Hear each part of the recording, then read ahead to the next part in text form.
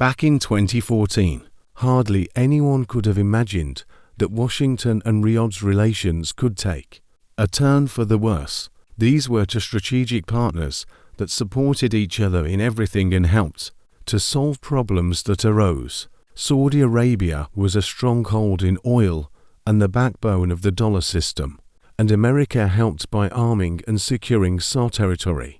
For practically 7 decades, the Saudis have unquestioningly fulfilled every whim of the Americans. It was with their help that it was possible to put and tighten a noose around the neck of the USSR and then dump and collapse it. The Americans were very grateful to Saudi Arabia for this help, but times have changed. The US believed that Russia would never recover from its complete collapse and subordination to pro-American structures inside the country. However, here was the major miscalculation.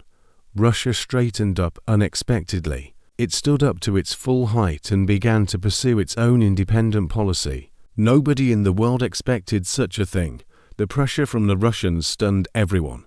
The events of 2014 showed how quickly and skillfully the Russian armed forces act in emergency situations. The plans of Co-3A, the collective West, were destroyed instantly.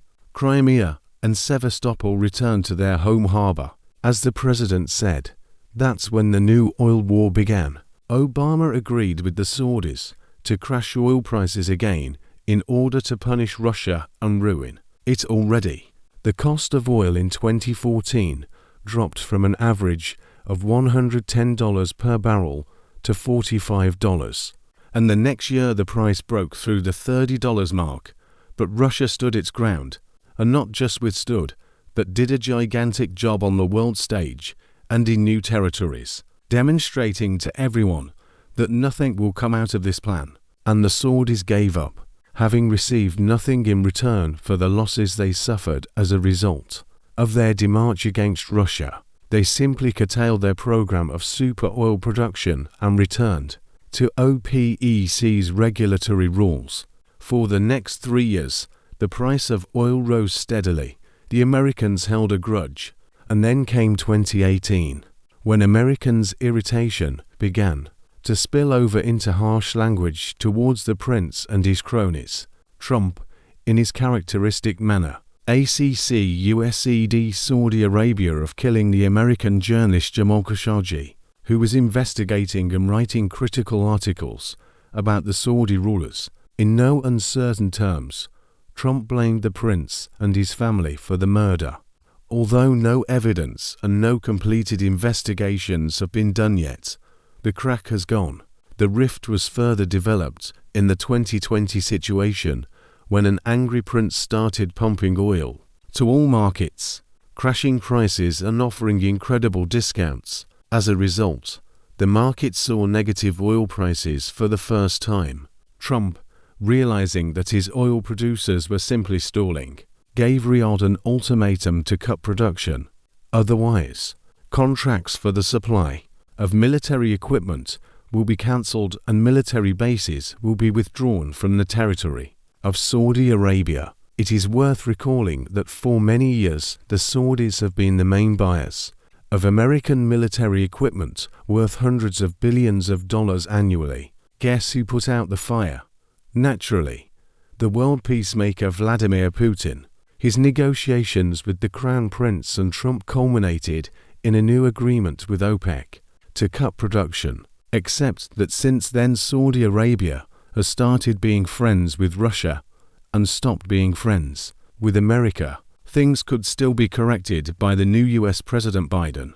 The situation in 2022 forced him to compromise and build a new trade relationship.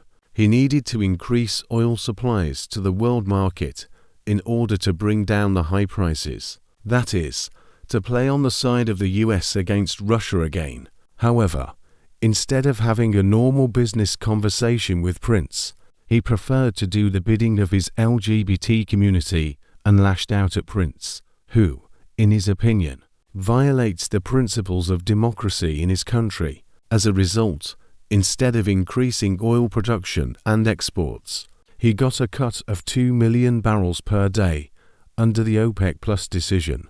The Americans have never been slapped like this before.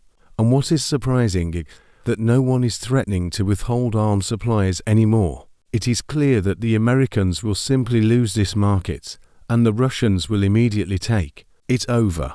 No one is going to withdraw their bases from the territory of SAR, as they are already being kicked out of almost the entire Middle East. Barely hanging on, they're clinging on by their last legs. And the prince continues to maintain the tightest ties with Vladimir Putin and builds mutually beneficial relations, not only in the field of oil, but also in investment projects in Russia. But investments in American treasuries are reduced regularly, thanks to the titanic efforts of our president. Almost all the countries of the Middle East have made peace. Long-standing enemies who for many decades could not sit down at the negotiating table have signed peace agreements and are now agreeing on cooperation. No one feels sorry for the Americans anymore.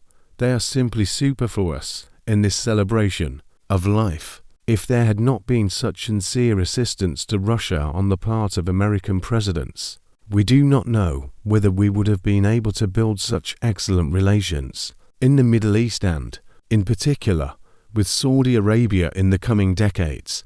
We should thank Trump and Biden somehow, award them some kind of medal for breaking relations with Riyadh, or give them a personalized watch for a helping to build friendly relations between Russia and Saudi Arabia. Better yet, honor their contribution to the breakdown of relations with African states, the Middle East and Latin America. Thank them for creating a queue to join BRICS and SCO. Here we can simply award them with the Order of Merit to Russia. I think that after that they will both be impeached. And that's good too. Less time to shit on the world.